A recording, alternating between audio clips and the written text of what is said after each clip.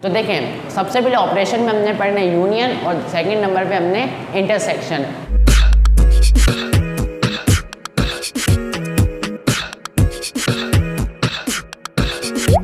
अच्छा, सबसे पहले यूनियन की तरफ चलते हैं। देखें डेफिनेशन क्या लिखी है, the union of two sets is all those number present in both sets. यानी कि दो सेट्स का यूनियन वो सेट होता है जिसके अंदर दिए गए दोनों सेट्स के सारे एलिमेंट्स मौजूद हों। अगर मैं इसको सिंपली अल्फाज में समझाऊं डेफिनेशन से हट के, तो इसका मतलब है कि आपने जो दो सेट्स हमें दिए हुए उनके सारे एलिमेंट्स को आपने तरतीब से लिखना है और जो एलिमेंट्स रिपीट हो रहे हैं उन्हें आपने सिर्फ सिंगल टाइम यानी कि एक दफ़ा ही लिखना है। देखें एग्जांपल पे आते हैं और समझते हैं। देखें एग्जांपल हमें दिए हुए पहला सेट ए, कोई भी सेट हो सकते हैं, हमने एग्जांपल के तौर पे लिया हुआ है पहला सेट ए का एलिमेंट है A B and C, B है, बी का एलिमेंट है सी डी एंड ई। हमें कह रहे हैं फाइंड ए यूनियन बी। अब देखेंगे यू क्या है, ये मैं अभी आपको रिप्रेजेंटेशन में समझाता हूँ। बेसिकली इतना समझ लें कि यू का मतलब है कि यूनियन, कह रहे हैं find A U B, union मतलब ए का यूनियन निकालें बी के साथ, यानी कि ए और बी दो सेट से उनका आपने क्या निकालना है, यूनियन। तो देखें सॉल्व लिखा सबसे पहले ए यूनियन बी, सबसे पहले ए यूनियन बी, तो ये प्रॉपर तरीका है कि उसको सॉल्व कैसे किया जाता है। देखें सबसे पहले ए का सेट लिखा, ठीक है, उसके बाद यू का साइन तो यू का सेट, यू का सेट नहीं यू, फिर बी है तो बी का सेट, ठीक है। हमने क्या निकालना है इन दोनों का यूनियन।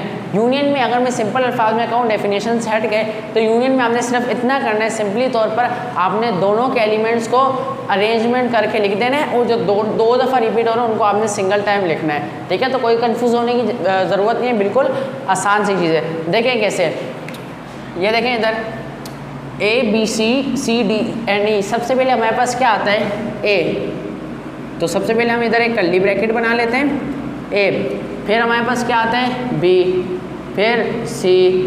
अच्छा देखिए सी दो दफ़ा है तो सी में दो दफ़ा लिख देता हूँ, नहीं ऐसा हमने बिल्कुल नहीं करना। जो अच्छा हमको सिखा रिया है, जो एलिमेंट दोनों में रिपीट हो रहा हो उसको हमने सिर्फ सिंगल टाइम लिखना है। तो सी में यहाँ से हटा रहा हूँ। अब क्या बच गया डी और नाउ ई।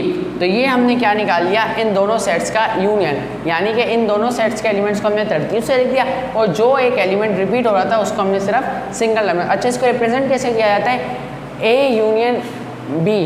देखें इसको रिप्रेजेंट किया जाता है यू बनाकर, ओके, यू बनाकर किसको रिप्रेजेंट किया जाता है, यूनियन को। नाउ अब हम चलते हैं इंटरसेक्शन, समझते हैं इंटरसेक्शन क्या होता है। Definition पे the intersection of two sets is the set of only those elements belong to both sets। कहा जा रहा है कि इंटरसेक्शन वो सेट होता है दोनों सेट्स का जिसके अंदर दोनों एलिमेंट्स, दोनों के अंदर जो कॉमन एलिमेंट्स हैं वो मौजूद हों।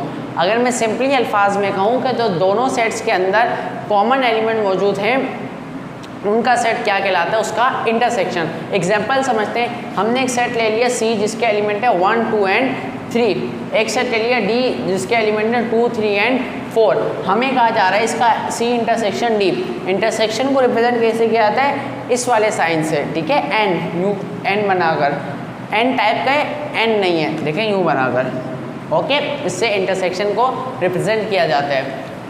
सी इंटरसेक्शन डी निकालना है आपने, तो सी इंटरसेक्शन डी, देखें दोनों में जो सेम एलिमेंट्स है सिर्फ वो लिखने तो आपका इंटरसेक्शन निकल आएगा। तो कोई मुश्किल नहीं है, बच्चों वाला है।